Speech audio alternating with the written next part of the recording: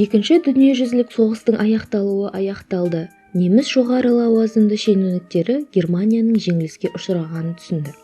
Содан кейін 1945 жылы бұрынғы СС ұйымы пайда болды.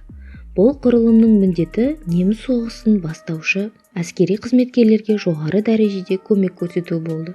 Ұйымда материалдық ресурстар жеткілікті болды. Соғыс уақытында жаулап алынған елдерде тоналған құндылықтар мен басқа да материалдық ресурстар, мысалы Латын Америкасы, Таяу Шығыстағы және Африка елдеріне СС ер адамдарын заңсыз алып кетуге, жасанды құжаттар дайындау мен өткізуге жұмсалды. Еске сала кетейік, бұрынғы фашистік лидерлер қылмыс үшін жазадан қашып құтылып қана қоймай, олар сондай-ақ өз бизнесін ашуға және табысты кәсіпкерлерге айналу мүмкіндігіне ие болды. Өйткені әлемнің көптеген банктерінде олардың атында құпия депозит ашылған болатын. Мысал ретінде СС Страмбанфурхер СС-тің соғыстан кейінгі өмірі, соғыс кезінде жазалаушы әскерді басқарып миллиондаған бейбіт халықтың өмірін қиған. Соғыс кезінде-ақ жасанды құжаттар арқылы жағдайын жасап алған Швент жеңілістен соң Перу еліне келіп бір компания басшысы болады. Оның әр елде бірнеше адамның атындағы жалған құжаттары болады. Бірақ барлық фашист басшыларына қашып құтылудың сәті түспеді. Адольф Эймхан неміс штормбанфюрері тұтқынға алынып, ақш лагеріне жіберілді. Алайда ол жердегі түрмеден түсініксіз жағдайда қашып кеткен Эймхан Латын Америкасына барып, біраз жыл тыныш ғұмыр кешеді. Алайда 1950 жылы оның соңына Израиль жерінде құрылған Моссад атты жазалаушы ұйым түседі. Еврейлерден құралған бұл ұйым Екінші дүниежүзілік соғыс кезіндегі еврей халқына жасалған қиянатқа кінәлілерді біртіндеп ұстап жазалау үшін құрылды. Адольф Эймхан болса, Үшінші рейхтің кезінде еврейлерді қудалауға қатысқан әскери қолбасшылардың біреуі еді. Өздерін жазалаушы періштелер деп атаған бұл ұйым Эймханның ізіне тіпті кездейсоқ түседі. Херман атты соғыс кезінде Аргентинаға көшкен еврейдің айтуынша, оның қызының сүйген жігіті өз әкесінің соғыс кезінде немістерге көп қызмет жасаған беделді адам екеніне мақтанғанын айтып хабар береді.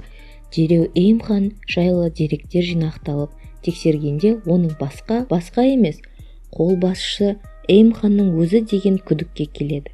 Еврейлер Аргентинаға келіп Эймхан жайлы сыртынан бүкіл деректерді жинайды.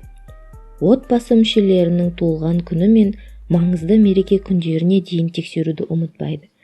Тек оларды Эймханның фотосы болмағандықтан оны кінәлау үшін себеп таба алмай жүреді. Бұл кезде сезіктенген Эймхан ізін суытып, жасырынып үлгереді. 1959 жылы Моссад жазалаушылары Эймханның ешқайда жоғалып кетпегенін, оның сол бұрынғы Буэнос-Айрес қаласында банкротқа ұшыраған тігін цехының директоры Рикардо Клемент деген атпен өмір сүріп жатқаны белгілі болды. Оны осы жолы бұлтартпай ұстау үшін есік алдында 24 сағат аңдушы қояды. Бір күні Эймхан үйіне бір үлкен букет гүлмен келеді. Аңдушылар Эймхан жайлы деректерден қараса, ол күн оның үйленген мерейтойы екен. Эймханды тұтқындауға осы дерек те жеткілікті болды. Енді Моссад ұйымы Эймханды қалай еш шу шығармай Израильға алып кетудің жолын қарастырады. Жан-жақты жоспар бойынша Израиль барлау бөлімінің басшысы Харелдің өзі 30 адамнан тұратын экспедициямен келеді. Жоспар бойынша сол жылы Аргентинаның тәуелсіздік алғанына 150 жылдық мерейтойына делегация есебінде келген олар сол израильдік самолетпен Эймханды алып кетуі керек еді. 1960 жылы 11 мамыр күні болатын.